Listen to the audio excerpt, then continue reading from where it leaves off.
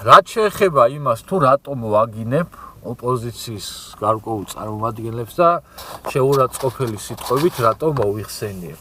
შევეცდები მოკლედ ავხსნა. დავიწყოთ პიტალო ელისაშვილით. რატომ ვაგინებ ელისაშვილს? ელისაშვილი თავიდანვე აი ჟურნალისტი რო ერქვა, რა გოიმიც იყო, ყველა ვხედავდით და ვატყობდით, რომ თლად დალაგებული ვერ იყო, ხო? მაგრამ რომ ამ პოლიტიკაში რაღაც შემოვიდა და რაღაცებს ვლაპარაკობდა, ვიფიქრე რომ მეთქი გულწრფელი ადამიანია თქო მომეჩვენა და რაღაცა მეთქი ამ ქვეყანას აი ამ თავისი ამ ქვეყნის სიყვარულით და გულწრფელობით რაღაცა კაის მოუტანს თქო და იმედი მქონდა, მაგრამ რაყლეობაც გამოდგა ყველამ ნახეთ, ხო? აი მაგიტომ ვაგინებ კიკუ ელისაშვილს. კიდე იმიტომ ვაგინებ კიკუ ელისაშვილს, რომ რა ვიცი, ალეკო ერქვა და კიკუ შეგვჭა ხელში. რო გვეგონა რომ ალეკო ელისაშვილი იყო, თურმე ყოფილა კიკუ ელისაშვილი. ხაზარაძეს იდგას ახალხოდ საქვეყნოდ ლანძღავდა, აგინებდა, მევახშეს ამ ქვეყნის გამტყავებელს, ხალხის გამტყავებელს, გადამფორმებელს, 1000 სისულელეს რაღაცეებს ეძახდა. რა ვიცი, მართალს თუ ტყუილს, რასაც ეძახდა და მერე გავარდა და მეორე დღეს ჩაეხუტა და იყრიჭებოდა, იდგა იქა და შევრიგდით და რაღაცეებს ნაშვებოდა, ტრანჭაობდა ეს გამოყლეები. აი მაგიტო ვაგინებ. კიდევ იმიტომ ვაგინებ, რომ შეუძლია ალეკო ელისაშვილს, რა ვიცი, 80 წლის კაცს წიხლები ურტყას და რაღაც შეურაცხყოფები მიაყენოს. აი მაგიტო ვაგინებ.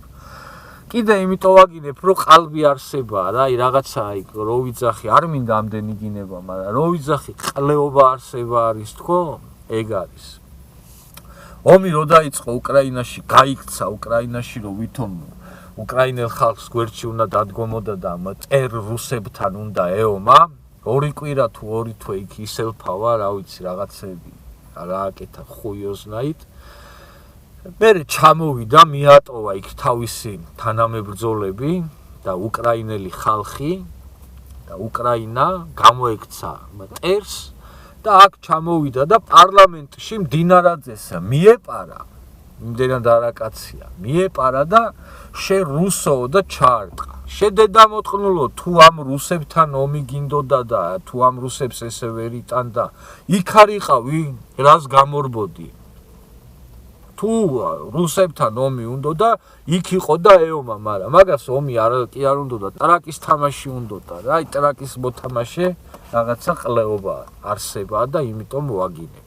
და კიდევ ბევრი რაღაცისთვის არის საგინებელი.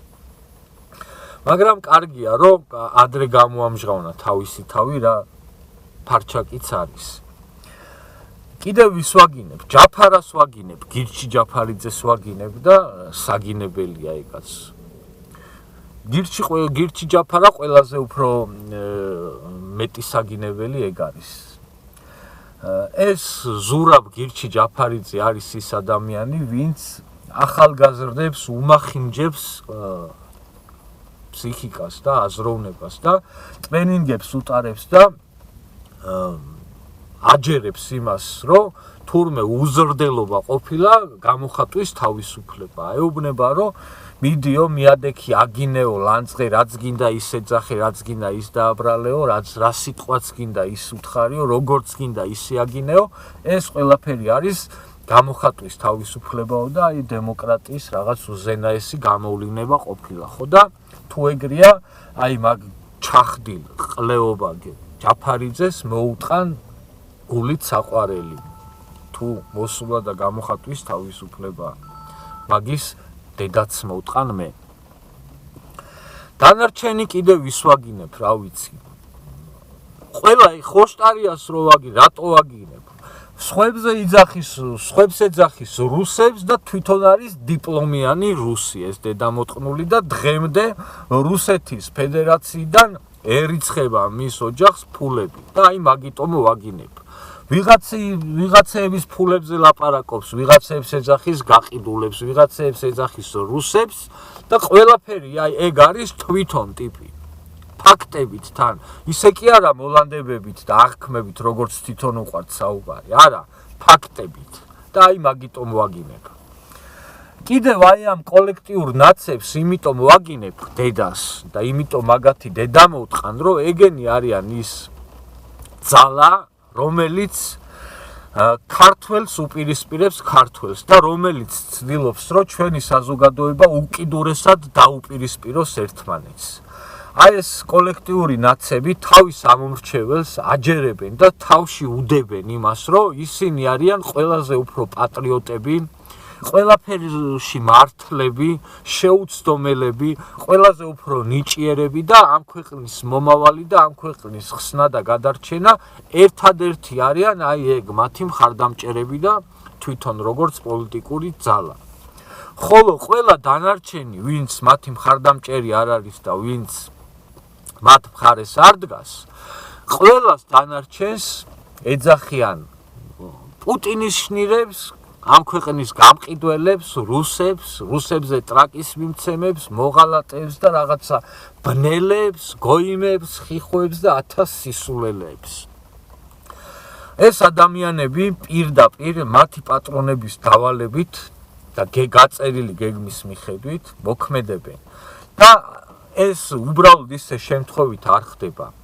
ეს ყველა მათი აი ეს ტექსტები, ეს მესიჯები ერთადერთ მიზანს ემსახურება და ეს არის ის, რომ თავიანთი ამომრჩეველი დანარჩენი საზოგადოების მიმართ თავიდან ბოლომდე სიძულვილით გაჟღინთონ და გავსონ და აი ამ სიძულვილით ისე დააბრმაონ, რომ მერე დააყენონ და მოლოტოვის კოქტეილიც ასროლინონ, ის ხლაპუშკებიც ასროლინონ, რა ვიცი მე და თუ გამოუვიდოდათ იარაღსაც დააჭერინებდნენ ხელში და რავი დაგხოცავდნენ ყველას.